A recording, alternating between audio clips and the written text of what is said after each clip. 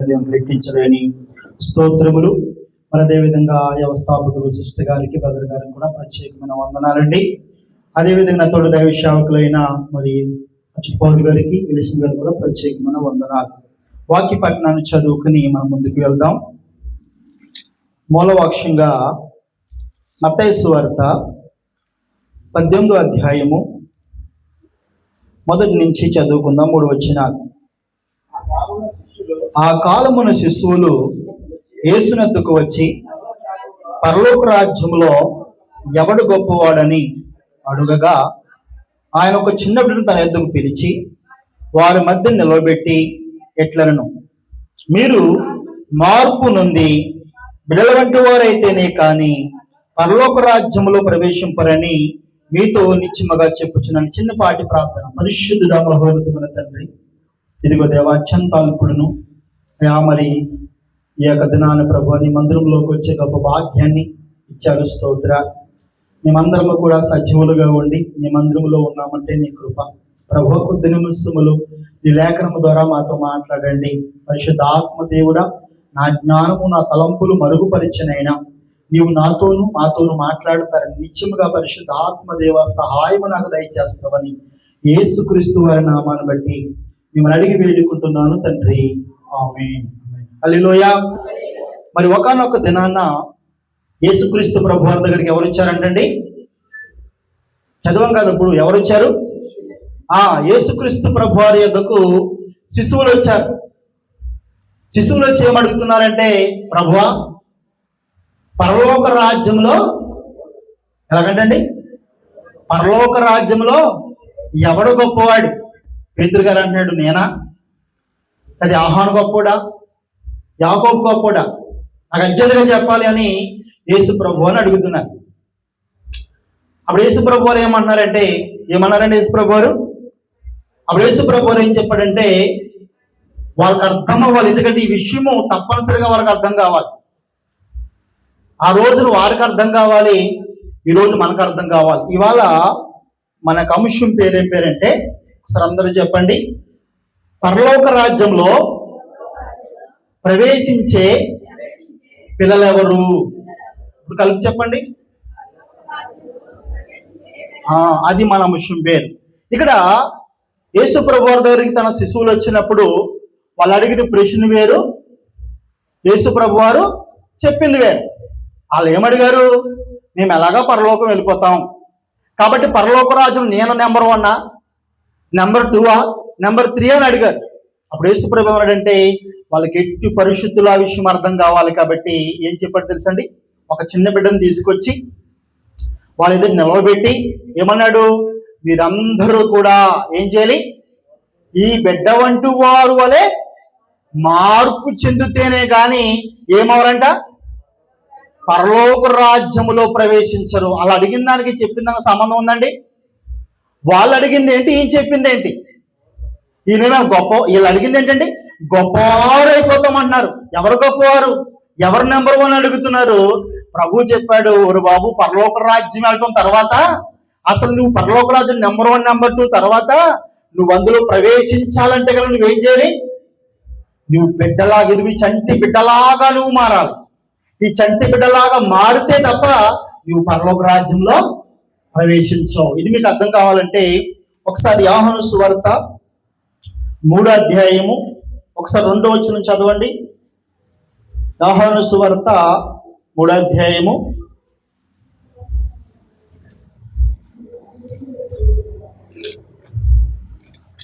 యోహాను సువార్త 3వ అధ్యాయము. అతడు రాత్రి యందు అతని యొద్దకు వచ్చి, బోధకుడా, నువ్వు దేవుని యొద్ద నుంచి వచ్చిన బోధకుడు అని మేము ఎరుగుదుము. దేవుడు అతను తోడేంటేనే గాని నువ్వు చేసిన సూచక్రియలు ఎవ్వడము చేయలేడు ఆయనతో చెప్పు. అందుకు యేసు అతనితో, ఒకడు క్రొత్తగా జన్మించితేనే గాని అతను దేవుని రాజ్యములో చూడని నీతో నిశ్చయముగా చెప్పుచున్నాను. చాలండి. ఇక్కడ వచ్చిన వారు ఎవరంటండి? ఒక నికోదేమని, అప్పటికే ధర్మశాస్త్ర ప్రకారము ఒక దైవశావకుడు, ఒక పరిశేడు, ఇతడు గొప్ప ధర్మశాస్త్రం ఎరిగిన వాడు, దేవుని వాక్యం ఎరిగిన వాడు. కాబట్టి యేసు ప్రభువు దగ్గరికి ఎప్పుడు వచ్చాడు? రాత్రి వేళ వచ్చాడు. ఎందుకంటే అందరికీ తెలుస్తున్నాడు, వెలివేస్తారేమో అని భయవేసి వచ్చాడు. అర్ధరాత్రి వచ్చాడు. అర్ధరాత్రి వచ్చామండి, ప్రభువా నువ్వు చాలా గొప్పోడువయ్యా, నువ్వు దేవుని దగ్గర నుంచే వచ్చావు, నువ్వు దేవుని కుమారుడివే. ఎందుకంటే నువ్వు చేయించున్న సూచన క్రియలు దేవుడి వద్ద నుంచి వచ్చినోడు తప్ప మరెవ్వరూ చేయలేరు. నువ్వు చాలా సూపర్ న్యాచురల్ పవర్, నువ్వు చేసే సూచనలు చాలా గొప్పవి, ఎలాగ అంటున్నాడండి. అప్పుడు యేసు ప్రభు, నిజమేనా, నన్ను నమ్మవా నువ్వు అయితే? చాలా సంతోషం అంటలేదు. అప్పుడు యేసు ప్రభు అంటున్నాడు, ఒకడు క్రొత్తగా జన్మించాలి. నికోదేము, నువ్వు నన్ను ఎంత పొగుడునా కూడా, నా కోసం నువ్వు ఎంత చెప్పినా వ్యర్థం, కానీ నీవు కూడా పరలోక రాజ్యంలో ప్రవేశించాలి అంటే ఈ భూమి మీద ఒక పరలోక రాజ్యం ఉంది, పైన ఒక పరలోక రాజ్యం ఉంది. ఈ భూమి మీద పరలోక రాజ్యం అంటే సంఘమే పరలోక రాజ్యం. మొట్టమొదటిగా ఈ సంఘములో ఒక మనిషి ప్రవేశించాలంటే వాడు ఏమయ్యాలంటే అండి, వాడు కొత్తగా జన్మించాలి. కొత్తగా జన్మించడం అంటే బాప్తీసం, ఒక ఆత్మ ద్వారాను నీటి ద్వారాను బాప్తీసం పొందుకున్నప్పుడు అతడు ఏమవుతాడంటే ఒక నూతనమైన వాడు. ఎవడైనా క్రీస్తునందు ఉన్నాడలా వాడు నూతన సృష్టి. అంటే యేసు ప్రభు చెప్పిన విషయము, మార్పు నుండి బిడ్డల వంటి వారు కావాలని చెబుతున్నాడు.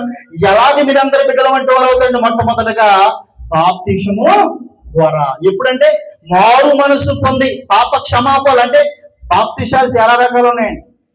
పెళ్లి బాప్తీసాలు ఉన్నాయి తెలుసా మీకు? పెళ్లికి ఇస్తారు మన ఇంటి దగ్గర చాలా మంది బాప్తీసం. అంటే వాడు దేవుడు నమ్ముకున్న, ప్రార్థనకు వచ్చిన నో ప్రాబ్లం. వాళ్ళు పెళ్లి చేయాలంటే ఏం చేసేయాలండి? అసలు పెళ్లికి బాప్తీసాలకు సంబంధం ఉందా? పెళ్లి వేరు, అసలు సంఘం వేరు.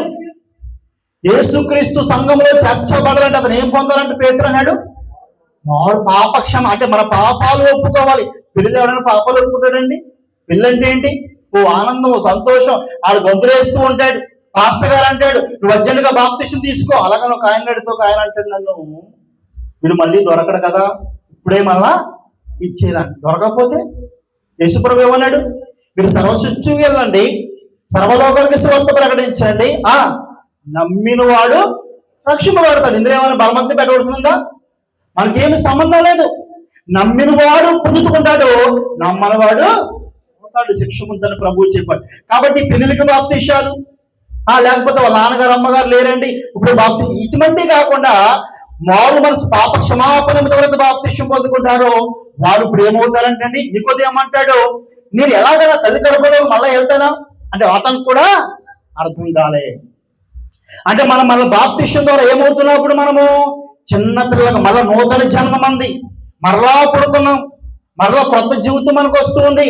అయితే మనము ఆత్మ ద్వారా బాప్తీసం ద్వారా చిన్న బిడ్డలమైనప్పటికీ కూడా అక్కడ మళ్ళీ యేసు ప్రభు ఏం చెప్పాడంటే మన స్వభావ స్థితి కూడా మారాలి, మీరు బిడ్డలాగా మారాలి. అంటే ఫస్ట్ నెంబర్ 1 అంటే బాప్తీసం ద్వారా పిల్లలం అవుతున్నాం, మనము చిన్నపిల్లలుగా మారిపోతున్నాం, అంటే మరలా కొత్త జన్మ. అయితే అక్కడితో అయిపోకుండా మనం ఎలా కావాలంటే పరలోక రాజ్యంలో ప్రవేశించాలంటే బిడ్డల వంటి వారైతేనే తప్ప మీరు పరలోక రాజ్యంలో ప్రవేశించారు. మీకు ఒక విషయం అర్థం కావాలి. ఇప్పుడు మీరందరూ ఎవరు? ఇప్పుడు మీరందరూ ఎవరండి? మీలో చాలా మంది డాక్టర్లు ఉండొచ్చు, నర్సులు ఉండొచ్చు, ఐఏఎస్లు ఉండొచ్చు, పోలీసులు ఉండొచ్చు, 50 సంవత్సరాలు ఉండొచ్చు, 60 ఉండొచ్చు, 70 ఉండొచ్చు, ఐ డోంట్ కేర్. కానీ మీరందరూ ఇక్కడ యేసు రక్తంలో కడగబడింది మీరు, సంఘంలోకి వచ్చిన మీరందరూ ఎవరు? ఇప్పుడు ఆత్మానుసారంగా పిల్లలు. అదే మీకు టైటిల్ అండి. పరలోక రాజ్యంలో ప్రవేశించే పిల్లలు ఎవరు అంటే కొంతమంది వస్తారు కానీ తమ పిల్లలమని గుర్తించరు. ఇప్పుడు మీరు అందరూ ఏం గుర్తించాలంటే నేను పిల్లోడిని, నేను పిల్లని అని గుర్తించాలి. గుర్తించకపోతే ఏమవుతుందంటే మీరు ఏమనుకుంటారంటే వీడు నాకు చెప్పేదేంటి, ఈ వయసు ఎంత, వీడు చదివేంత, లేకపోతే ఇతనేంటి నాకు చెప్తున్నాడు. మనలో కొంతమంది ఎందుకంటే విశ్వాసంలో బాగా డబ్బున్న వాళ్ళు ఉండొచ్చు, చదువుకున్న వాళ్ళు ఉండొచ్చు, జాబులు ఉన్న వాళ్ళు ఉండొచ్చు, అనేక రకాలుగా పెద్దవారై ఉండొచ్చు. కానీ పరలోక రాజ్యంలో నీవు ప్రవేశించాలంటే ఇక్కడికి వచ్చిన నీవు బాప్తిష్యం పొందావు, ఓకే నువ్వు పిల్లవాడిగా అయిపోయావు, మళ్ళీ కొత్త జనం వచ్చింది. కానీ ఏ గుర్తించాలంటే నేను చిన్న బిడ్డని, నేను పిల్లని, నేను పిల్లవాడిని గుర్తించకపోతే కనుక నిన్ను నీవే మోసపరుచుకుంటున్నావు. అంటే ఇక్కడికి వచ్చి నీవు చిన్న బిడ్డవని నువ్వు అనుకోకపోతే నువ్వు చిన్న బిడ్డలాగా మారిపోవాలంట. ఎలా మారిపోవాలి? చిన్న బిడ్డలాగా మారిపోవాలి. ఇప్పుడు చిన్న బిడ్డలంటే కూర్చోమంటే కూర్చుంటారు, నుంచోమంటే నుంచుంటారు. మరి మీరు అలా చేస్తారండి? నిజంగా 2 సార్లు మిమ్మల్ని ఏమన్నా ఊరుకుంటారా? ఈ సంఘమే ఉందా, వేరే సంఘం లేదా వెళ్ళిపోతారు. విషయం ఏంటంటే మీరు గుర్తుపెట్టుకోండి, మీరు ఎన్నైనా చేయండి, మీరు పరలోక రాజ్యంలోకి వెళ్ళాలంటే ఏం చేయాలని చెప్పాడు యేసు ప్రభు? మీరు చిన్న బిడ్డలాగా మారవలసింది. ఇప్పుడు వరకు మీరు మారలేదేమో, గర్వాంతులుగా ఉన్నారేమో, వీళ్ళ చెప్తే నాకేంటి అనుకున్నారేమో. గుర్తుపెట్టుకోండి, మందిరంలోకి వచ్చి మీరందరూ చిన్న పిల్లలను గుర్తించి చిన్న పిల్లల్ని మీరు గ్రహించిన తర్వాత చూడండి, మరొక వచ్చిన చదువుతాం. ఎబ్రీ పత్రిక 13వ అధ్యాయము 17వ వచనం. ఎబ్రీ పత్రిక 13వ అధ్యాయం. ప్రతి ఒక్కరు కూడా బైబిల్ తీయాలండి. మీ పైన నాయకులుగా ఉన్న వారికి లెక్క అప్పచెప్పవలసిన వారి వలె మీ ఆత్మలను కాయచున్నారు. వారు దుఃఖముతో ఆ పని చేసిన ఎడల మీకు నిష్ప్రయోజనము గనుక దుఃఖముతో కాక ఆనందముతో చేయనట్లు వారు మాట విని వాడుకు లోబడి ఉండి. హల్లెలూయా. జాగ్రత్తగా మీరు గమనించాలి. ఎబ్రీ పత్రికలో ఎబ్రీలకు చెబుతున్న మాట. వాళ్ళకి చాలా విషయాలు తెలుసు, అయినప్పుడు కూడా వాళ్ళకి ఏం చెప్తాడు? మీ పైన నాయకులుగా ఉన్నవారు లెక్క అప్పు చెప్పాలి. ఏం అప్పు చెప్పాలంట? నాయకులు అంటే సంఘములు ఎవరున్నారు? సేవకులు ఉన్నారు, పెద్దలు ఉన్నారు. అర్థమవుతుందండి? నాయకులుగా సంఘములో ఉన్నవారిని దేవుడు ఏర్పాటు చేసుకున్నాడు. ఇలా ఏర్పాటు చేసుకున్న నాయకులు, సేవకులు మాట ఎవరు వినాలి? మీరందరూ కూడా వినాలి. సహజంగా చాలా చోట్ల వినరు. ఎందుకు వినరు తెలుసా? మీరు ఏమనుకున్నారు? చిన్న పిల్లల్ని గ్రహించుకోలేకపోతున్నారు. మీరు ఇక్కడికి వచ్చారంటే చిన్న పిల్లల్ని మీరు గ్రహించుకోవాలి. మీ ప్రవర్తన మారాలి, మీ విధానం మారాలి, మీ ఉద్దేశం మారాలి. ఇక్కడికి వచ్చిన మీరు ఏదో వచ్చాము వెళ్ళిపోయాము, మంత్రించుకున్నంత మాత్రాన నువ్వు పనులు ఇక్కడికి వచ్చావు, సంఘంలోకి వచ్చావు, విజయమ్మ గారి దృష్టిలో ఉంటావు, అజిత్ గారి దృష్టిలో ఉంటావు, కానీ నువ్వు దేవుడి దృష్టిలో ఉండాలంటే కనుక నువ్వు బిడ్డలాగా మారితే తప్ప పరలోక రాజ్యంలో కానీ నిన్ను రానివ్వడు. గుర్తుపెట్టుకోండి. ఇది ఎవరైతే పాటిస్తారో వారు మాత్రమే పరలోక రాజ్యం వెళ్తారు. ఇక్కడ చెబుతున్నాడు, మీ పైన నాయకులుగా ఉన్నవారు, దైవసేవకులు ఎవరైతే ఉన్నారో మీకు వాళ్ళు ఏమైనారంటండి? మీ గురించి, మీ ఆత్మ గురించి వాళ్ళు ఏమప్పు చెప్పాలి? లెక్కప్పు చెప్పాలి. అడుగుతాడు అచ్యుత్ పౌల్ గారిని, దానియేలు గారిని అడుగుతాడు, లేకపోతే విజయమ్మ గారిని అడుగుతాడు. ఇదిగో నీకు ఎంతమందిని అప్పు చెప్పాను కదా, వాళ్ళకి ఎందుకు బుద్ధి చెప్పలేదు మీరు? వాళ్ళకెందుకు సంఘంలో క్రమము చెప్పలేదు మీరు? వాళ్ళకెందుకు వాక్యం నేర్పించలేదు మీరు? వాళ్ళకెందుకు పరలోక రాజ్యం కోసం బోధించలేదు మీరు అని ఏమడుగుతాడు? ఒకనొక దినాన లెక్క అడుగుతాడు. అందుకంటాడండి యాకోబునైనా, మీరు తొందరపడి ఏమవద్దు, బోధకులు అవ్వకండి. ఎందుకంటే బోధకులకి ఏముందంట? కఠినమైన తీర్పు ఉందంట. అంటే బోధకులు అంటే బోధకుడికి మొగమాటం ఉండకూడదు, బోధకుడికి సిగ్గు ఉండకూడదు. ఎందుకంటే చూడండి, బోధకుడు అంటే ఎవడనుకున్నాడు? ఒక రాయితో సమానం. అందుకే యేసు ప్రభు వారి గురించి కూడా ఒక ప్రవచనం ఉంది, నా ముఖము చెక్కుముక్కు రాయి వలె అయిపోయిందంటే. అంటే బోధకుడు అంటే ఏంటంటే, మనకి ఇర్మియా గురించి తెలుసు కదండి. ఇర్మియా ఎవరు? ప్రవక్త. అంటే బోధకుడు, దేవుని వాక్యాన్ని బోధించేవాడు. మీకు తెలుసో తెలీదో, ఇర్మియానండి ఆ రోజుల్లో చిన్న పిల్లవాడు మొదలుకొని వృద్ధుల వరకు కూడా ఏం చేశారంట? పూలమాల వేశారా? చెత్త కొట్టేవారంట అండి, హింసించేవారు, బాధించేవారంట. అంటే దేవుని సేవ అనేది చాలా కఠినమైనది. కఠినమైన పరిచర్య సేవకులు ఎన్నుకున్నారు, నాయకులు ఎన్నుకున్నారు. అయితే ఈ నాయకులుగా ఉన్న ప్రతి ఒక్కరు కూడా ఆత్మల విషయంలో లెక్క అప్పు చెప్పవలసిన వారే ఉన్నారు. కాబట్టి వాళ్ళు ఏం మాట్లాడతారు? మీకు వాళ్ళు మంచి వారుగా కనపడరు. ఒకవేళ దానియేలు చాలా బాగా ప్రసంగం చెప్తాడు, దానియేలు చాలా బాగా బాగుంటుంది, చాలా మంచోడు అనుకున్నాం అనుకోండి, ఇక్కడ వాక్యము సరిలేదు. మీకు ఏం రావాలి తెలుసా? వాక్యం అయిపోయేసరికి నా మీద కోపం రావాలి, ద్వేషం రావాలి. ఎందుకంటే ఇర్మియా వాక్యం చెప్తుంటే వాళ్ళ రండ్రే చంపేద్దామని. ఎందుకంటే నిజమైన వాక్యం మనిషికి ఏం చేస్తుందండి? నచ్చదు, గద్దిస్తుంది వాళ్ళని. నిజమైన దేవుని మాటలు మనుషులకు అందుకంటే ఎబ్రీ పత్రికలో, ఎందుకనగా దేవుని వాక్యం సజీవమైన బలము కలదై రెండొంచులు గల వాడిగా, ఖడ్గము కంటే వాడిగా ఉండి ప్రాణాత్ములను, మూలుగును, ఇబ్లించిన మట్టుకు దూరించు, హృదయం యొక్క తలంపులను ఏం చేస్తుంది? శోధిస్తుంది. అంటే మీరు ఎవరికి కనీసం నొప్పి కలగట్లేదు, కనీసం దేవుడి కోసం ఆలోచించట్లేదంటే ఇక్కడ రెండు విషయాలు జరుగుతున్నాయి. మీరు పిల్లలను మర్చిపోయారు, మీరేమైపోయినట్టండి, మీ హృదయము మందమారిపోయింది. అంటే ఏం చెప్తారు మాకెందుకు, నువ్వేం చెప్పు మాకెందుకు, ఒక అరగంట కదా సమయం ఇస్తా అనుకునేవారుగా మీరు ఇక్కడ ఉన్నారు. ఇక్కడ ఏం చెప్తున్నాడంటే మీ పైన నాయకులుగా ఉన్నవారు లెక్క అప్పుడు చెప్పాలి. కాబట్టి వాళ్ళు ఏం చేయాలంటే దుఃఖముతో ఆ పని చేసింది ఎలా మీకు ఎవరికి నిష్ప్రయోజనం అంటమ్మా, ఎవరికి నిష్ప్రయోజనము, మీకే నిష్ప్రయోజనము. అంటే దుఃఖముతో పని చేయడం అంటే ఏంటి, జాగ్రత్తగా గమనించాలి. మీరందరూ ఎవరండి, పిల్లలు. దేవుడు నాయకులుగా సేవకులుగా ఉన్నవారు మీ పైన నాయకులుగా ఉన్నారు. వాళ్ళు ఎందుకు దుఃఖపడతారు మీ గురించి, ఎందుకు బాధపడతారు మీ గురించి? నిజమైన సేవకుడు, నిజమైన దైవ సేవకుడు ఎందుకు దుఃఖపడతారు తెలుసా అండి? ఒకవేళ నిజంగా ఏ విషయం దుఃఖపడతాడంటే, మీరు సంఘంలోకి వచ్చి 2 సంవత్సరాలు అయింది, 3 సంవత్సరాలు అయింది, ఒక ప్రార్థన రాదు, ఒక మాట తీరు మాట్లాడటం సరి రాదు, ఒక వాక్యం చదవటం రాదు, దేవుడు అంటే తెలియదు, పరిశుద్ధాత్మ అంటే తెలియదు, నీవెవరో నీకు తెలియదు, అసలు దేవుడి గురించి ఏమీ తెలియనప్పుడు నిజమైన సేవకుడికి ఏం కలుగుతుందంట, దుఃఖము కలుగుతుంది, ఏడుస్తాడు. అంటే ఎవరి ద్వారా ఏడుస్తున్నాడు, మీరు ఆత్మలో పసిపిల్లలైన మీకు అర్థం కావాలంటే మన ఇంటికాడ మాస్టర్స్ ఉంటారు, టీచర్స్ ఉంటారు.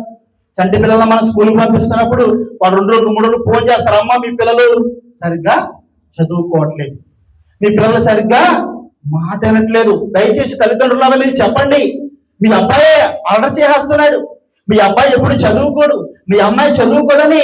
చూడండి, మాస్టర్ ఈ లోకానుసరమైన మాస్టర్ ఎలాగైతే బాధపడతాడో, నిజమైన సేవకుడు, నిజమైన కాపుడు, నిజమైన నాయకులు ఏం చేస్తారంటే, మీరు ఆత్మానుసారంగా అభివృద్ధి చెందినప్పుడు, ఆత్మానుసారం ఎదగినప్పుడు వాళ్ళు ఏం చేస్తారు, ఏడుస్తారు, దుఃఖపడతారు. అయ్యో ఇంత కాలమైందే సంఘంలోకి వచ్చి వీళ్ళు ఏ విషయం నేర్చుకోలేదు, ఏ విషయంలో బలపడలేదని వాళ్ళు ఏడిచినప్పుడు ఇంక మీకేముండదు అన్నాడు, మీకు అది ప్రయోజనం, నిష్ప్రయోజనం మీ జీవితంలో. మీకు అభివృద్ధి లేదు, ఆశీర్వాదం లేదు, సంతోషం లేదు మీకు. కాబట్టి నా ప్రియ సహోదరి సహోదరులారా, మీరు సంఘములకు రావడం ఎంత ప్రాముఖ్యమో మీ నాయకులు చెబుతున్న వాక్యం, మీ నాయకులు చెప్తున్న బోధ దీని దాని ప్రకారంగా ఆత్మానుసారంగా అన్ని విషయంలో ఎదిగినప్పుడు మీ సహజంగా కొంతమంది కాపులు చెప్పుకుంటామండి, మా సంఘస్థులండి అందరూ పాటలు పాడేవారండి, మా సంఘస్థులండి చక్కగా వాక్యం చదువుతారండి. పాస్టర్ గారు ఏం చెప్పుకుంటారంటండి వేరే సంఘానికి వెళ్ళి, అండి నాకు బిల్డింగ్ ఉంది పాస్టర్ గారు, కాబట్టి నాకు కారుందని చెప్పుకోడు ఏ పాస్టర్ గారు కూడా. నిజమైన సేవకులు ఎవరైనా సరే ఏం చేస్తారు తెలుసండి, మా సంఘస్థులు సారు చాలా పాటలు బాగా పాడతారు, మా సంఘస్థులండి వాక్యం అండి అన్నీ చదివేస్తారండి, మా సంఘస్థులకు వాక్యం అంతా తెలుసండి, నేను లేకపోయినా పర్వాలేదండి, మా సంఘం అంతా మా సంఘస్థులు వాక్యాలు ప్రకటించేస్తారండి. అంటే సేవకుడు సంతోషం, అంటే మీరు సేవకుడు సంతోషపరిచే విధమేంటి, మీరు అన్ని విషయంలో కూడా పసిపిల్లలాగా ఉన్న మీరు విని నేర్చుకునేవారుగా ఉండాలి. మీ నాయకులు దుఃఖపరిచేవారుగా ఉండకూడదు, దుఃఖపరిస్తే అది మీకు నిష్ప్రయోజనము అని చెప్తూ ఉన్నాడు. మరొక వచనం చూడండి, పేతురు రాసిన మొదటి పత్రిక 5వ అధ్యాయము 5వ వచనం చూడండి. పేతురు రాసిన మొదటి పత్రిక 5వ అధ్యాయం 5వ వచనం. చిన్నపిల్లలారా మీరు పెద్దలకు లోబడి ఉండి, మీరందరూ ఎదుటివారి ఎడల దీన మనసును వస్త్రము ధరించుకుని మిమ్మల్ని అలంకరించుకుని, దేవుడు అహంకారాన్ని ఎదిరించి దీనులకు కృపను గ్రహించును. ఆమె చాలండి. ఇక్కడ ఏమన్నాడు తెలుసా, చిన్నలారా అన్నాడు. ఎవరి చిన్నలారు? సండే స్కూల్ పిల్లలు కనుగొని పాఠం మీరే, మీరందరూ కూడా చిన్నపిల్లలు. చిన్నపిల్లల్ని మీతో దేవుడు ఏం మాట్లాడుతుంటే, చిన్నలారా మీరు పెద్దలకు, పెద్దలంటే ఎవరు? మళ్ళా ఇందాక చెప్పుకున్నాం కదా, మీ పైన నాయకులుగా ఉన్నవారు, సేవకులు లేకపోతే వ్యవస్థాపకులు, వీరందరూ మీ పైన పెద్దలుగా నాయకులుగా దేవుడే నియమించాడు. దేవుడు నియమించిన ఆ యొక్క పెద్దలకి మీరేం చేయాలి? లోబడి ఉండాలి. మీరందరూ ఎదుటివారిన దీన మనస్సును వస్త్రము ధరించుకుని మిమ్మల్ని మీరు అలంకరించుకోవాలి. అంటే ఇక్కడ చాలా మంది వచ్చారు, పక్కవారి పట్ల దీన మనస్సు, పక్కవారి పట్ల ప్రేమ కలిగి ఒకరినొకరు గౌరవించుకున్నప్పుడు, ఒకరినొకరు ప్రేమించినప్పుడు, ఒకరినొకరు అర్థం చేసుకున్నప్పుడు అదేంటంటే అలంకరణ అంట. సహజంగా మనం చూడండి, ఏదేదో అలంకరణ చేసుకోవాలనుకుంటుంటే ఈ లోకానుసారంగా లేకపోతే అనేక మంది రకరకాల వస్త్రాలు, రకరకాల అనేక విధాలుగా డెకరేషన్ చేసుకోవాలనుకుంటాం. దేవునికో డెకరేషన్ ఉందంట, దేవునికో ఇష్టం ఉందంట, దేవునికో మేకప్ ఉందంట. మనందరూ దృష్టిలో మనందరి ఏంటంటే మేకప్ అది దేన మనసును వస్త్రం. దేన మనసును వస్త్రం. ఎవరైతే అంటే వస్త్రం ఉంది, అది ఏంటంట దేన మనసు. మనలో ఎంతమందికి దేన మనసు ఉందండి? మనలో చాలా మంది దేన మనసు అంటే ఏంటనుకున్నారు? వెంటనే కరిగిపోయే మనసు. అలాగే ఉండకూడదు. ఇంకా పట్టిందే 3 కాళ్ళు అనకూడదు. అదే కోపం, అదే గర్వం అలా ఉండకుండా దీనులు భూమిని స్వాతంత్రించుకుందరు అంటున్నాడు. దీనత్వం కలిగిన వారుగా మనం ఉంటే కనుక అదేంటంటే అలంకరణ అంటూ ఉన్నాడండి. ఇంతటితో కాకుండా ఇంకేం చెప్తున్నాడు? కాబట్టి దేవుడు ఏం చేస్తారని తెలుసండి? ఎవరికి దేన మనసు కలిగి, ఎవరి పట్ల అంటే నీ పొరుగువాడు పట్ల దేన మనసు కలిగి, నీ పొరుగువాడి పట్ల అంటే ఇక్కడ ఎలాగా ఉందో తెలుసండి? అచ్యుత పాలు గారి దగ్గర నేను ఏం చేయాలి? ఎంత తగ్గించుకుని ఉంటే అంత నేను హెచ్చింపబడతాను. ఎందుకంటే దేవుడు ఏం చేస్తాడంటే అహంకారులే ఎదిరిస్తాడంట. నువ్వు అహంకారంగా ఉంటే, నువ్వు గర్వంగా ఉంటే కనుక దేవుడు దీనుల పక్కనే ఏసమడతాడు, అహంకారంలో ఎదిరిస్తాడు. మీరందరూ ఎవరంటే చిన్నపిల్లలారా, మీ సంఘంలో చెబుతున్న ప్రతి మాట విని నేర్చుకుని బలపడండి. ఇదిగో దేన మనసు వస్త్రాన్ని ధరించుకోండి అంటున్నాడండి. ఇంకొక వచ్చిన చూడండి, కొరింథీయులకు రాసిన మొదటి పత్రిక 4వ అధ్యాయం 1వ వచనం చూడండి. కొరింథీయులకు రాసిన మొదటి పత్రిక 4వ అధ్యాయం 1వ వచనం. ఇలాగున క్రీస్తు సేవకులనియు దేవుని మర్మముల విషయంలో గృహ నిర్వాహకులమనియు ప్రతి మనుష్యుడు మమ్మును భావింపవలను. చూడండి ఎలాగంటండి, ఇలాగున క్రీస్తు సేవకులమనియు. కొరింథీయులకు రాసిన మొదటి పత్రిక 4వ అధ్యాయం 1వ వచనమండి. ఇక్కడ దేవుని సేవకుడు మాట్లాడుతున్నాడు. ఇలాగున క్రీస్తు సేవకులమనియు దేవుని మర్మముల విషయంలో గృహ నిర్వాహకులమనియు ప్రతి మనుషుడు మమ్మను భావించాలి. మీరందరూ కూడా లోకములో ఉన్నారు. లోకములో ఉన్న మీకు, లోకములో ఉన్న అన్ని తెలుసు మీకు కదండి. లోకములో ఉన్న మీకు లోకములు ఏమేమి జరుగుతుందో మీరు టీవీని నెట్టుకుంటే ఆడు పోసుకొచ్చినట్టు చెప్పేస్తాడు కదండి. యూట్యూబ్ పెట్టుకుంటే చెప్పేస్తాడు, ఫేస్బుక్ చూస్తే తెలుస్తుంది, ఇన్స్టాగ్రామ్ చూస్తే తెలుస్తుంది. ఈ లోకములు ఏమేమి జరుగుతుందో ప్రతీది తెలుస్తుంది. అది పరలోక మర్మాలు. పరలోకం అంటే ఏంటో, నీ ఆత్మీయ జీవితం అంటే ఏంటో, అంటే పరలోక రాజ్యం కొరకు లోకములో నీతో ఎవ్వరు కూడా మాట్లాడండి. లోకములో మీ అన్న, మీ తమ్ముడు, మీ చెల్లి, మీ బంధువులు, మీ చుట్టాలు, మీ గ్రామంలో ఎవ్వరు కూడా మాట్లాడు. ఎంత గొప్పవారైనా సరే మాట్లాడు. అంటే పరలోక రాజ్య మర్మాలు విప్పి చెప్పేదెవరు? దేవుని సేవకులు, మీ పైన పెద్దలుగా ఉన్నవారు. ఇది మీరు గుర్తెరిగి మీరు ఏమనుకోవాలి? సహజంగా చూడండి, చిన్నపిల్లలు ఏం చేస్తారు? స్కూల్కి వెళ్ళినప్పుడు మాస్టర్ చెప్పే ప్రతి పాఠంలో వచ్చి ఒరే నేను చక్కటి కథ చెప్పాడురా, ఇవాళ ఇంకో కథ చెప్తాడు, ఇంకో లెసన్ నేర్పిస్తారని చంటి పిల్లలు వచ్చి చక్కగా నేర్చుకుంటారు. ఈనాటి సంఘంలో ఎలా ఉన్నారంటారండి, అయ్యో ఇవాళ ఇంకా నేను నేర్చుకోవాలి, ఇంకా ప్రార్థనలో బలపడాలి, ఇంకో కొత్త వాక్యం నేర్చుకోవాలి, ఇంకా కొత్త వాక్యం నేర్చుకోవాలని లేదు. కానీ ఇవాళ ఏదో సంఘంలో వచ్చా వెళ్ళిపోన్న అట్టుగా ప్రతి సంఘంలో ప్రజలు ఎలా ఉన్నారండి. దేవుడు అన్నాడు, మీరు బిడ్డల వంటి వారై ఉంటే, అంటే బిడ్డలుగా ఎందుకు మారమన్నాడు? చంటి బిడ్డలాగా మారినప్పుడండి ప్రతి ఒక్కడు ఏమనుకుంటాడు? ప్రతిదీ నేర్చుకోవాలనుకున్నాడు. చంటి బిడ్డ గమనించారా? అమ్మా ఇదేంటమ్మా, అమ్మ ఇదేంటి, అమ్మ ఇదేంటి అంటారు కదండి. అంటారంటారా? చంటి పిల్లలు చూడండి, మీరు ప్రతిదీ అడుగుతారు, ప్రతిదీ నేర్చుకుంటారు. మరి మీరు ఎప్పుడైనా మీ సావుకుని, మీ సావుకురాల్ని అయ్యగారు ఈ వాక్యం ఏంటి, అయ్యగారు ఈ క్రమం ఏంటి అడగలుగుతున్నారా? ఎందుకు అడగట్లేదు తెలుసండి? మీరు ఇంకా పిల్లలలాగా మారలేదు. మీరు దేవుని మందిరానికి వస్తున్నారు తప్ప కొంతమంది అడుగుతారు, నేర్చుకుంటారు. మరికొంతమంది స్థితి ఎలా ఉందంటే ఏదో వచ్చామా, వెళ్ళామా, ఆదరించుకున్నాం, వెళ్ళిపోతున్నారు తప్ప యేసు ప్రభు చెప్పాడు, స్పష్టంగా చెప్పాడు, ఒక బిడ్డను చూపించి మరి చెప్పాడు, నీవు పరలోక రాజ్యంలోకి వెళ్ళాలంటే బిడ్డలాగా మారాలి. బిడ్డలాగా మారాలంటానికి నిదర్శనం తెలుసా? సేవకుడు తెలిసిపోతుంది, మీ పైన నాయకులు తెలిసిపోతుంది. ఎలా తెలిసిపోతుంది అనుకున్నారు? మీ ప్రవక్తను బట్టి తెలిసిపోతుంది వాళ్ళకి. అంటే మీరు ఎలా ఉంటారంటే, చంటి పిల్లడు ఎలాగైతే ప్రతిదీ ఇదేంటమ్మా ఇదేంటమ్మా అని అడుగుతాడో, మీరు కూడా మీ పైన నాయకులుగా ఉన్న వాళ్ళు ప్రతిదీ అడిగి నేర్చుకుంటారు, అడిగి తెలుసుకుంటారు. అలా కాకుండా మీరు శుక్రవారం వచ్చి మళ్ళా శుక్రవారం దాకా సంబంధం లేని వారుగా ఉన్నారంటే మీరు బ్రతుకున్నారన్న పేరే తప్ప మీరు ఆత్మానుసారంలో మృతులు. గుర్తుపెట్టుకోండి. మీరు నేర్చుకునే వారుగా లేరు. మీరు చంటి పిల్లలను గుర్తించండి. మీరు ఎవరు నాకు వీళ్ళు చెప్పింది నాకు అన్ని తెలుసు అందుకన్నట్టు ఒకడన్నీ తెలుస్తుంది అనుకున్న ఎడలా వాడికి ఏమీ తెలియనివాడు కాదంటాడండి. అయితే ఇంకొక వచనం చూద్దాం చూడండి. ఇదే కొరింథీ పత్రికలో 4వ అధ్యాయం 13 చూడండి. 4:13 ఇదే అధ్యాయం 4:13. దూషింపబడి బతిమాలుకొనుచున్నాము, లోకమునకు మురుకుగాను అందరికీ పెంటగాను ఇప్పుడు కంచబడుచున్నాము. చూడండి ఎలాగంటండి. 14 కూడా చదవన్నా.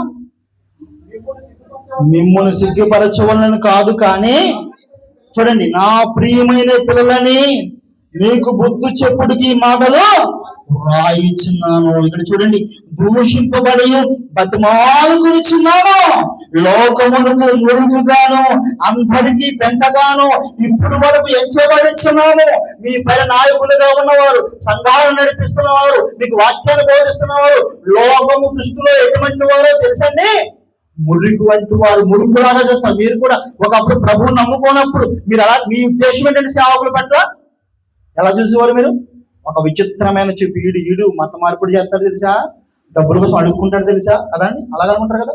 అంటే లోకంలో మా పెదనాన్నగారు స్వార్థ చేసి ఉండేటప్పుడు నా చిన్నప్పుడు అనమాట, మా పెదనాన్నగారు అప్పుడు చాలా ప్రాంతాల్లో స్వార్థ చేస్తూ అతను నడుచుకుంటూ వెళ్ళేవాడు. చేతిలో సంచి ఉండేది, అందులో వాళ్ళు బియ్యం ఇచ్చేవారు, కాయగూరలు ఇచ్చేవారు, సందా కూడా ఇచ్చేవారు కదండి. నా దృష్టిలో నేను ఏమనుకునేవాడిని అంటే అదే టైపులో అక్కడ అడుక్కునే కూడా తిరిగేవాడు మన టైంలో వేరే వాళ్ళు.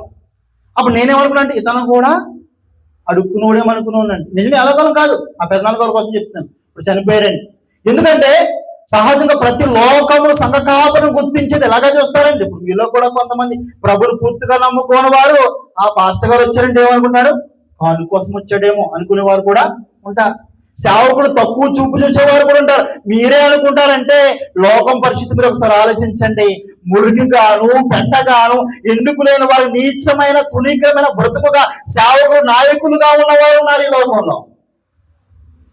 అయితే వాళ్ళు ఏం చేస్తున్నారు? వీళ్ళు అంత బతికి అన్ని నిందలు పడి అంత చిన్న చూపు చూసినప్పుడు కూడా ఏం చేస్తున్నారంటే మిమ్మల్ని మేము బతిమాలుకొనుచున్నాము. అంటే దేవుని సేవకులకు దేవుడు పెట్టిన భారం అండి.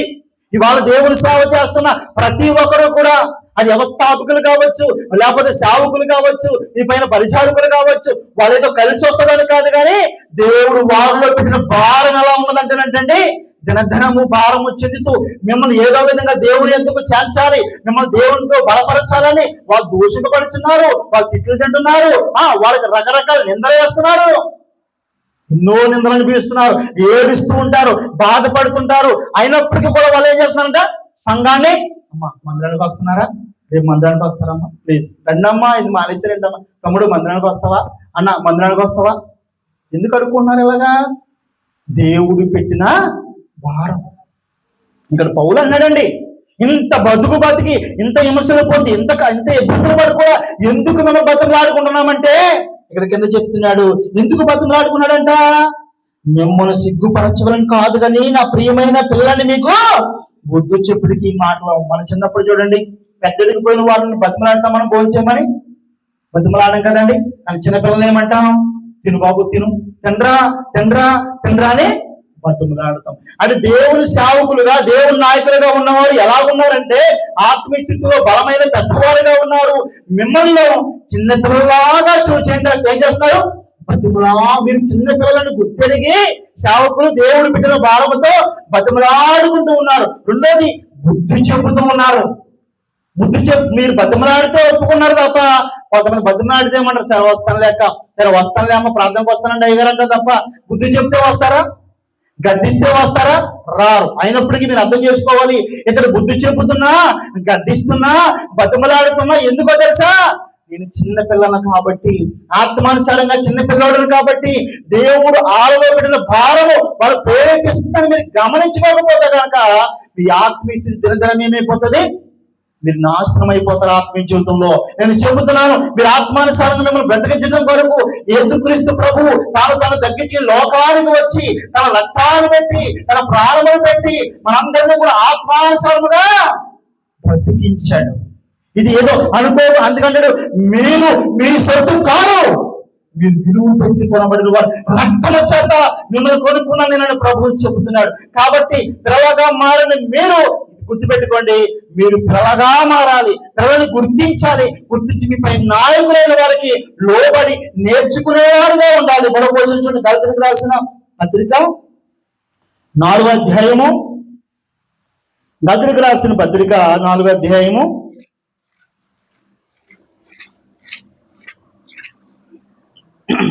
4:19. నా పిల్లలారా చదవండి, చదవండి. నా పిల్లలారా, క్రీస్తు స్వరూపము మీ ఎంత ఏర్పడే వరకు మీ విషయమై మరలా నాకు ప్రసవేత కలుగుతున్నది. ఇప్పుడు కూర్చి విద్యుతోషకై ఉన్నారు. ఇప్పుడు మీ మధ్యకి వచ్చి మరి యొక్క విధముగా మీతో మాట్లాడబోతున్నాను. ఆమేన్. చాలండి. నా పిల్లలారా, క్రీస్తు స్వరూపము మీ అందు ఏర్పాటు వరకు మీ విషయమై మరలా నాకు ప్రశ్యవేదన కలుగుచున్నది. మీ పైన నాయకులుగా ఉన్నవారు, మీ పైన సేవకులుగా ఉన్నవారికి ఏం కలుగుతుందంటండి? మరలా మిమ్మును క్రీస్తు స్వరూపం మీలో అంత ఏర్పాటు వరకు. ఇక్కడ విచిత్రమేనంటే, సహజంగా సంఘం ఎలా చూస్తుంది సంఘాన్ని? సంఘం ఈ దినలో ప్రతి సంఘం ఎలా ఉన్నదంటే, సంఘంలోకి వచ్చిన మాత్రం యేసుప్రభుని నమ్ముకున్నాకండి అయ్య గారు, నేను ఇలా బిల్డింగ్ కొనుక్కున్నానండి, జాబ్ వచ్చిందండి, లేకపోతే భూమి కొనుక్కున్నానండి, వాళ్ళు చెప్పే సాక్ష్యాలు అయ్యి మనము పాస్టర్ గారు చెప్పే విధం ఒక రకంగా ఉంది. మీరు అర్థం చేసుకోండి, ఇక్కడ పౌలు గారు దేనికోసం మాట్లాడుతున్నాడు? అయ్యో మీ అందరికి జీతాలు పెరగాలని ఎంతో ప్రార్థన చేస్తున్నాను, మీ అందరికి బిల్డింగ్లు రావాలని నాకు ప్రశ్నవేదం కలుగుతుంది, మీ అందరికీ కూడా అక్కామక్కలు నాకు ప్రశ్నవేదం కలుగుతుంది అన్నాడండి. అవన్నీ ప్రభు అంటాడు, ఏము తిందుమా, ఏము తాగుదుమా, ఏము ధరించుకుందామని మీరు చింతించక, వాటిని అడగక అవి ప్రభు మీకు ఇస్తాడు. కానీ సంఘము ఎలా ఉన్నదంటే, సంఘము పట్ల నాయకులు ఎలా ఆలోచిస్తున్నారంటే, ఇదిగో నేను మీ విషయమై నాకు మరలా ప్రశ్నవేదన కలుగుతున్నది. పిల్లలారా చూడండి, పిల్లలైనా మీరు అంటే పిల్లల్లో కూడా 2 రకాల పిల్లలు ఉన్నారు. ఒకరు విని నేర్చుకునేవారు, 2 వారు అల్లరి చేసే పిల్లలు, వినండి పిల్లలు. అంటే మీలో కొంతమంది విని నేర్చుకునేవారు ఉన్నారు, అయ్యో దేవుడు నాతో మాట్లాడుతాను సరి చేసుకునేవారు ఉన్నారు. మరికొంతమంది పిల్లలు ఉన్నారు, కజ్జాకోలు పిల్లల వలె ఉన్నారు, వినండి పిల్లల వలె ఉన్నారు. ఇక్కడ పౌలు అన్నాడు, నేను మీ విషయమై నాకు మరలా ప్రశ్నవేదన. సహజంగా స్త్రీలకు తెలుస్తుందండి, మరి బిడ్డను కనేటప్పుడు 1 గంట 2 గంటలు 3 గంటలు 2 రోజులు వేసుకోండి, వాళ్ళకి ఏం కలుగుతుంది? ఆ ప్రశ్నవేదన ఎంత భయంకరంగా ఉంటుందో. పురుషులైన మీ భార్యలను అడగండి, మీ అమ్మల్ని అడగండి, మీకు తెలుస్తుంది. పురుషులకి తెలియకపోతే కనుక స్త్రీలు కావాలని తెలుసు కాబట్టి అది చాలా భయంకరమైన వేదన. అటువంటి వేదన ఎవరు పడుతున్నారంట? ఇప్పుడు గుర్తుపెట్టుకోండి, అందరూ పట్టలేదు. మళ్ళా ఈ ప్రపంచంలో సేవకులందరికీ ఆ బాధ లేదండి. సహజం చాలా మంది సేవకులు అనుకున్నారు, జనం నిండిపోతే చాలంతే. మీరు పరలోకం వెళ్తారా, నరకానికి వెళ్తారా, వాళ్ళ కాళ్ళలోకి వెళ్తారా, వాళ్ళకి అవసరం ఏమీ లేదు. కానీ దేవుడు ఏర్పాటు చేసుకున్న సేవకులు ఉంటారండి, దేవుడు నియమించుకున్న సేవకులు ఉన్నారు. అందుకే ప్రభు చెప్పాడు, ప్రపంచంలో ఎటువంటి సేవకులు ఉన్నారంట? నా పేరట అనేకమైన, కొంతమంది అనేకమైన అబద్ధ బోధకులు, దొంగ బోధకులు, పొట్టకూడు కోసమే బ్రతికే సేవకులు, అటువంటి సేవకులు ప్రపంచంలో వాళ్ళే ఎక్కువ ఉన్నారు, వాళ్ళ సంఘాలే ఎక్కువ ఉన్నాయి. కాబట్టి వాళ్ళకి ఏ ప్రాబ్లం లేదు. మీరు ఎదుగునేదకపోయినా, మీరు ఎలా ఉన్నా మీరు నాశనం అయిపోతున్నారు. అందుకే బైబిల్ ఒక మాట ఉంది, గుడ్డువాడుకు తోవ చూపించిన ఎడవా ఇద్దరు పోతారు. ఆడు గుడ్డోడే, వీళ్ళు గుడ్డోలే. కానీ మీరు అలా ఉండొద్దు. గుర్తుపెట్టుకోండి, మీ విషయమే నిజమైన సేవకుడు ఏం చేస్తారంటే, ఎప్పుడు తెలుసా? మీరు వచ్చి సంఘంలో నుండి జాబ్ వచ్చిందండి, ఇల్లు కట్టుకున్నానండి అంటే నిజమైన సేవకుడికి మంచిదమ్మంటాడు. కానీ ఎప్పుడు నిజమైన సేవకుడికి సంతోషం అంటే తెలుసా అండి? మీరు ఆత్మానుసారంగా ఎదుగుతున్నప్పుడు, ఆత్మానుసారంగా బలపడుతున్నప్పుడు, ఆత్మానుసారంగా అన్ని విషయంలో, వాక్యంలో, ప్రార్థనలో ఆత్మానుసారంగా భారం నీలో పెరుగుతున్నప్పుడు నీ సేవకుడు, నీ నాయకుడికి ఏం కలుగుతుంది అంటే సంతోషం కలుగుతుంది. అలాగూ కాకుండా యేసుని బొమ్మలు అక్కడే ఉండి, యేసుని మొక్క అక్కడే ఉండి మీరు ఆత్మానుసారంగా ఫలించిన వారిగా ఉంటే గనక, వినడంలోని పిల్లల వలే కనుక మీరుంటే గనక మీ విషయమై మళ్ళా సేవకుడికి ఏం కలుగుతుంది? ప్రసవేదన. మీకు ఒక రోజే స్త్రీలకి, కానీ సేవకుడికి దినదినము ప్రసవేదన కలుగుతుంది. మీపై నాయకులుగా ఉన్న వారికి ప్రసవేదన దినదినము కలుగుతుంది. ఎప్పుడో తెలుసా ఎందుకు కలుగుతుంది? మీరు వాక్యం నేర్చుకోరు, వాక్యాన్ని చదవరు. సంఘంలోకి వచ్చి చాలా మంది శుక్రవారం ఆ రోజే బైబిల్ తీస్తారు, మళ్ళా ఇంటికి వెళ్ళిపోతే ఈ బైబిల్ బీరువాలో ఉండొచ్చు, మంచం కింద ఉండొచ్చు, మంచం పైన ఉండొచ్చు, ఎక్కడో పక్కన ఉండొచ్చు. మీరు బైబిల్ చదవరు, కొంతమంది ప్రార్థన చేయరు, మళ్ళీ ఇంటికి వెళ్ళిపోతే దేవుని గురించిన ఆలోచనే ఉండదు కొంతమందికి. అటువంటి వారు ఆత్మానుసారంగా ఎదగలేరు. అటువంటి మీలాంటి వారి నిమిత్తము సావుడు మన ఏం కలుగుతుంది? ప్రసవేదన కలుగుతుంది. ఎందుకంటే ఎందుకు కలిగింది ఇక్కడ ప్రసవేదన అంటే? మరొక పై చదివితే మనకు అర్థమవుతుంది. చూడండి, పైన చదవండి. 8వ వచనం చదవండి. 8వ వచనం, గల్తీ 4:8. ఆ కాలం మందైతే మీరు దేవుణ్ణి అడగని వారై నిజమునకు దేవుళ్ళు కాని వారికి దాసులు ఉండురు, కానీ ఇప్పుడు మీరు దేవుని ఎరిగిన వారును మరి విశేషముగా దేవుని చేత ఎరగబడిన వారై ఉన్నారు కనుక బలహీనమైన నిష్ప్రయోజనమైన మూలపాఠములు తట్టు మరలా తిరగనేలా, మునుపుడు వలె మరలా వాటికి దాసులై ఉండగోరనేలా మీరు దినములను గూర్చియు మాసములను గూర్చియు ఉత్సాహకాలమును గూర్చియు సంవత్సరమును గూర్చియు ఆచరించుచున్నారు. మీ విషయమై నేను పడిన కష్టము వ్యర్థమైపోలేమని మిమ్మల్ని గూర్చి భయపడుచున్నాను. చూసారండి, అంటే మీరు గతంలో ప్రభువుని యేసు రక్తంలో అడగబడినప్పుడు, ప్రభువుని తెలుసుకోనప్పుడు మీ ఇష్టం వచ్చినట్టు బతికారు. ముహూర్తాలు అన్నారు, తీతాలు అన్నారు, మాసములు అన్నారు, టయాలు చెప్పారు, ఎలా పోతే అలా పోయారు మీరు. ఇప్పుడు మరలా దేవుళ్ళలోకి వచ్చి యేసు రక్తంలో కడగబడి మరలా కొంతమంది ఏం చేస్తున్నారంటే ఈ గల్తీ సంఘస్థులు మరలా వెనక్కి వెళ్ళన్నారంట. అయ్యారండి, పాస్టర్ గారండి, అయ్యా నా భూమి కోసం ప్రార్థన చేయి, నేను గృహం కట్టినని ప్రార్థన చేయి, పాస్టర్ గారు నా గృహం విషయంలో సంఘమంతా ప్రార్థన చేయండి, సంఘమంతా ప్రార్థన చేయండి అన్నారంట. తీరాగా అన్ని కుదిరాక ఇటుక తెచ్చారు, సిమెంట్ తెచ్చారు, ఆ సిమెంట్ బత్తలు తెచ్చారు. పాస్టర్ గారికి ఫోన్ వచ్చింది, అయ్యగారు పాస్టర్ గారు వందనాలండి. అయ్యేంటమ్మా పొద్దుట 3:30కి రావాలండి. ఎప్పుడు రావాలమ్మా? 3:30. అంటే అప్పుడు ఎందుకమ్మా? అప్పుడు ముహూర్తం పెట్టారండి అయ్యగారు. అప్పుడు దాకా సంఘం అంతా కన్నీటి ప్రార్థన, అయ్యో ఆ మనిషి కోసం ప్రార్థన, ఆ భూమి కోసం ప్రార్థన, ఆ ఇల్లు కోసం ప్రార్థన. దాని తీరాగా అన్ని వచ్చేసిన తర్వాత ఇప్పుడు ఎవరు వచ్చారు మధ్యకి? మరలా మునుపుడే విషయంలో దాసులై ఉన్నాము, మరలా వెనక్కి పరుగు. అంటే ఇప్పుడు మన భక్తి జీవితం ఏమవుతుందంట? వెనక్కి పరిగెత్తే పిల్లల వలె ఉన్నాం. ఇప్పుడు మీకు ఏం తెలుసు? మీకు గుర్తుపెట్టుకోండి, ఇప్పుడు మీరు ఎవరని చెప్పాను ఆత్మానుసారంగా? మీకు అన్ని తెలుసండి. మీరు చదువుకున్నారు, మీరు జాబ్ చేస్తున్నారు, మీకు డబ్బులు ఒప్పుకుంటా, కానీ గుర్తుపెట్టుకోండి, మీరు ఆత్మానుసార విషయంలో మాత్రం మీరు ఎవరు గుర్తుపెట్టుకోవాలి, మీరు తెలుసుకోవాలి. మీరు ఇది తెలుసుకున్నప్పుడు మీ బ్రతుకులు మారుతాయి అని మీకు ఏం తెలియదు. అందుకే సేవకుల మాట మీరు ఏం చేయాలి? వినాలి. వాళ్ళు మీ గృహ విషయంలో, అంటే మీ దేహం అనే గృహ విషయంలో గృహ నిర్వాహకం చేసేవారుగా ఉన్నారు. మర్మాలు దేవుడు పరలోక రాజ్యం కోసం మర్మాలు తెలిపేవారుగా ఉన్నారు. కాబట్టి మీకు ఆత్మానుసారంగా మీకేమీ తెలియదు. మీకు భౌతికంగా అన్ని తెలుసు, మీకు అన్ని తెలుసు. బంగారు రేటు తెలుసు, భూముల రేటు తెలుసు, సినిమా హీరో పేరు తెలుసు, మీకు అన్ని తెలుసు. మీకు తెలియంది ఏంటంటే ఆత్మానుసారంగా పిలువ అయిన తర్వాత పరలోక రాజ్యంలోకి ఎలా ఉంటాయో మీకు తెలియదు. మీ సేవకులకు తెలుసు కాబట్టి వాళ్ళ మాట మీరు వినాలి. ఇక్కడ పౌలు గారి మాట వినకుండా ఏం చేస్తున్నారంట?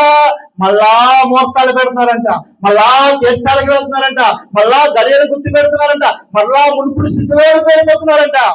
పైగా అంట పాస్టర్ గారి మీద వాళ్ళు ఏం చేస్తున్నారు? పెద్ద అయ్యగారు మీరు వస్తారా? మీరు రాకపోతే ఇంకో పాస్టర్ గారిని పిలిపించుకోమంటారా?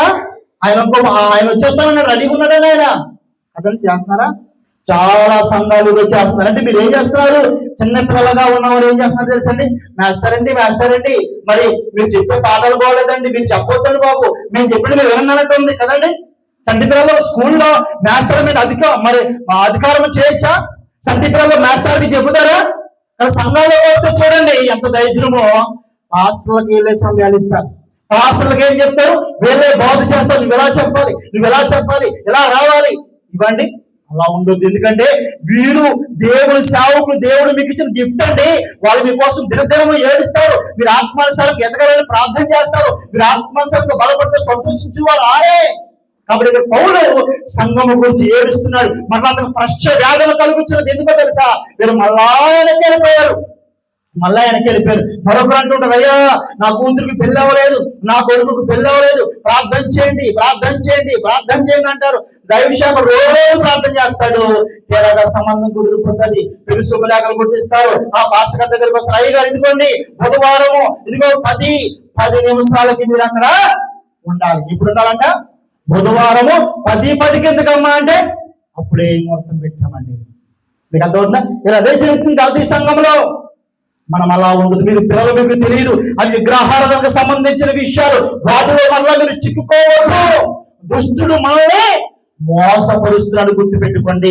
దేవుడు ఉన్నాడన్న మాట ఎంత వాస్తవమో, సాతాను కూడా లోకంలో ఉన్నాడు, వాడు మనల్ని వెనక తీసుకెళ్లాలని చూస్తూ ఉన్నాడు. అది గమనించుకుని మిమ్మల్ని పరలోక రాజ్యానికి చేర్చేది ఒకటి వాక్యం అయితే, 2 పరిశుద్ధాత్మ దేవుడైతే, 3 భౌతికంగా కనపడేది ఈ దైవ సేవకుడు. అయితే ప్రతి సంఘములు, ప్రతి సేవకుడు నమ్మక ఏ సేవకుడు చెప్పినా ఇదిగో అలా ఉన్నదో లేదా అని బెరయా సంఘస్థుల వల్లే మనము పరిశీలన చేసుకోవాలండి. దయచేసి మరొక వచనం చూడండి, మరొక వచనం మత్తయి సువార్త 18:4. మత్తయి సువార్త 18:4. కాగా ఈ బిడ్డ వలె కిందకి చదివండి. 5 నుంచి చదవండి. ఓకే. మరియు ఇలాంటి ఒక బిడ్డను నా పెరడు చేర్చుకునేవాడు నన్ను చేర్చుకును. నా యందు విశ్వాసముంచు ఈ చిన్నవారిలో ఒకరిని అభ్యంతరపరిచిన వాడు ఎవడో